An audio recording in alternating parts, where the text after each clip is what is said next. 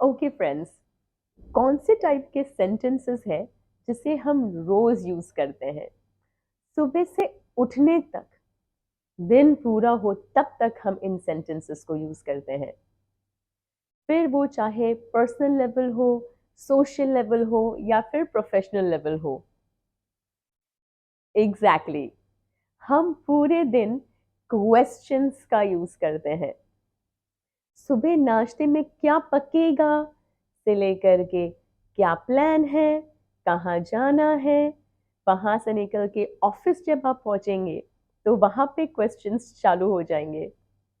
कल का पेंडिंग काम पूरा हुआ, प्रोजेक्ट फाइल्स रेडी है, कोई मीटिंग है आज के लिए।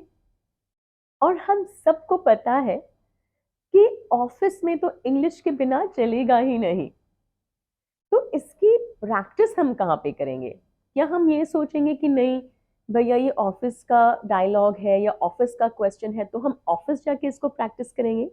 नहीं, सही क्वेश्चंस फ्रेम करने की शुरुआत हम अपने घर से ही करेंगे। नमस्ते फ्रेंड्स, मैं हूँ हितल जरीवाला और आप मेरे साथ हैं रीडिंग ट्यूटर के वीडियो पे, जहां मैं आपको सिखाती हूँ the A to Z of English, basic reading से लेके एडवांस प्रोनाउंसिएशंस तक।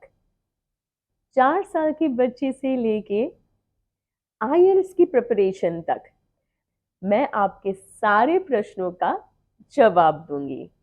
मेरी कोशिश यही रहती है कि मैं अपने वीडियोस के थ्रू आपको स्लोली एंड ग्रेजुअली किस तरह से इंग्लिश कॉन्फिडेंटली पढ़ना और बोलना सिखा सकूं। सो वेलकम फ्रेंड्स, एंड जैसे हमने डिस्कस किया, आज हम करने वाले हैं एक बहुत ही इम्पोर्टेंट चीज, जो कि है क्वेश्चन फ्रेमिंग। सही तरीके से क्वेश्चंस पूछना इन इंग्लिश। तो फ्रेंड्स, हमने 2 एग्जाम्पल्स तो डिस्कस किए कि जहाँ पे हम अपने इंग्लिश कम्युनिकेशन या इंग्लिश क्वेश्चनिंग हम लोग यूज करते हैं। बट आप और एक एग्जाम्पल ले लीजिए जहाँ पे हम लोग लोकल या इंटरनेशनल ट्रिप्स लगाते हैं। तो वहाँ पे बहुत बार इंग्लिश में हम लोग को क्वेश्चंस पूछने की ज़रूरत पड़ती ही है। जैसे ही हम लोग एयरपोर्ट पे उतरे तो वहाँ से हमने पूछना होगा होटल कहाँ है, हम वहाँ कैसे जा सकते हैं, टैक्सी मिलेगी, कितनी दूर है, वगैरह वगैरह। और सोचिए अगर आप इन सब क्वेश्चंस को अच्छे से इंग्लिश में कॉन्फिडेंटली बोल पाएंगे तो आपको भी मजा आएगा और डेफिनेटली मुझे भी खुशी होगी ये जान के कि मेरे गाइडेंस के थ्रू आपने बहुत कॉन्फिडेंटली बात करना शुरू कर दिया है in English. Let's skip right into learning the correct question framing. देखिए, टेक्निकल टर्म्स तो बहुत सारे हैं। आज मेरी कोशिश रहेगी कि मैं आपको बहुत ही सिंपल शब्दों में क्वेश्चंस को सही तरीके से कैसे फ्रेम करना है ये मैं आपको बता सकूं। पहले हम स्टार्ट करने वाले हैं इस पर्टिकुलर लिस्ट से। ये ज़्यादातर सबको पता ही है, ये क्वेश्चन वर्ड्स है। मतलब जैसे हम लोग हिंदी में क्वेश्चंस पूछते हैं क्यों, कैसे, कब, कहाँ, वैसे ही इंग्लिश में हम इन वर्ड्स का यूज करते हैं। तो आज के लिए हम इनको बोलने वाले हैं क्वेश्चन वर्ड्स। उसके बाद और एक चीज जो हम लोग करने वाले हैं वो ये है कि हमेशा जब भी क्वेश्चन वर्ड्स होते हैं तो वो अपने आप में कंप्लीट नहीं होते हैं, उनको किसी की मदद की जरूरत होती है। तो ये जो सेकंड वाला आप रो देख रहे हैं ये है हेल्पिंग वर्ड्स।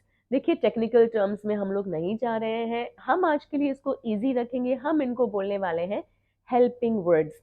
हेल्पिंग वर्ड्स इसलिए क्योंकि ये क्वेश्चन वर्ड्स की मदद करते हैं। इसके बाद होता है सब्जेक्ट का लिस्ट। अब सब्जेक्ट मतलब आप किसके बारे में पूछ रहे हैं या किससे बात कर रहे हैं। तो ये सारे सब्जेक्ट्स में आ जाएंगे। I, he, she, we, they, you, it. किसी का नेम भी इसमें हो सकता है या फिर कोई नाउन भी इसके अंदर हो सकता है, like the boy, the girl, the student वगैरह। जो लास्ट सेक्शन है वो अपना होने वाला है वर्ब्स का। Verbs is nothing but actions, कि क्या करने वाला है, जैसे कि जाना, आना, गोइंग, कमिंग, डूइंग, प्लेइंग वगैरह वगैरह। फ्रेंड्स, जब हम लोग एग्जाम्पल्स देखेंगे तो ये आइडिया आपके माइंड में बहुत क्लियरली सेट हो जाएगा। तो लिस्ट आपने देखी। अब हम डिस्कस करने वाले हैं कि हम गलती कहाँ पे करते हैं। तो फ्रेंड्स, हमारी मेजर गलतियां जो होती है वो ये होती है, जो हेल्पिंग वर्ड है ना फ्रेंड्स, उसे हम लोग सब्जेक्ट के बदले में हम लोग डाल देते हैं, और जो सब्जेक्ट होता है उसे हेल्पिंग वर्ड के बदले में डाल देते हैं। तो इसकी वजह से अपना क्वेश्चन प्रॉपरली फ्रेम नहीं हो पाता। जो हमने क्वेश्चन वर्ड्स देखे हैं उनमें से हम हर एक का एक एक एग्जाम्पल लेके थोड़ा सा डिस्कशन करेंगे। Let's start with the first word, जो कि है वेयर। हिंदी में एक सेंटेंस लेते हैं, उसके बाद उसका जो रॉन्ग बोलने का तरीका है वो भी डिस्कस करेंगे, एंड फिर करेक्ट तरीका भी हम लोग देखेंगे। सो द फर्स्ट सेंटेंस, हम कहाँ बैठे, वेयर वी शुड सिट, ये गलत है। वेयर के बाद वी मतलब सब्जेक्ट यहां पे लगा हुआ है, जो कि तो हमें इनको इंटरचेंज करना पड़ेगा। सही तरीका होगा where should we sit, where can we sit, where will we sit. अब डिस्कस करते हैं हाउ, आप घर कैसे जाओगे का रॉन्ग फॉर्मेशन होगा how you will go home. अब देखा, यहां पे भी वही गलती है, यू को हमने वहां लगा दिया है जहां पे विल को होना चाहिए। So let's see the correct formation, how will you go home. What का एग्जाम्पल लेते हैं, व्हाट का एक एग्जाम्पल लेते हैं, वो क्या खेलेंगे, what they will play। अभी तक आपको पता चल चुका है कि ये सेंटेंस में क्या गलत है। yes, the correct answer is what will they play। आप सीख रहे हैं, इस वीडियो को एंड तक जरूर देखें और ट्रस्ट में आपको बहुत बेनिफिट्स होने वाले हैं। अभी हम which लेते हैं, which मतलब कौन सी या कौन सा। तो जनरली फ्रेंड्स विच के बाद हम लोग कोई और नाउन यूज करते हैं, जैसे कि which game, which chair, which office, which house, which hotel, right. तो इसीलिए ये हम कंसिडर करेंगे कि पूरा विच के साथ में ही है, विच होटल, ये एक वर्ड ही हम लोग कंसिडर करने वाले हैं फिलहाल के लिए। तो सेंटेंस इन हिंदी, वो कौन सी होटल जाएंगे, which hotel they will go to, which hotel will they go to। Next word है whom, मुझे किससे मिलना होगा, whom I should meet, whom should I meet। मैं किससे मिल सकता हूं आप पूछ सकते हैं, whom can I meet। when, programme कब शुरू होगा, when the program will start, नहीं, when will the program start।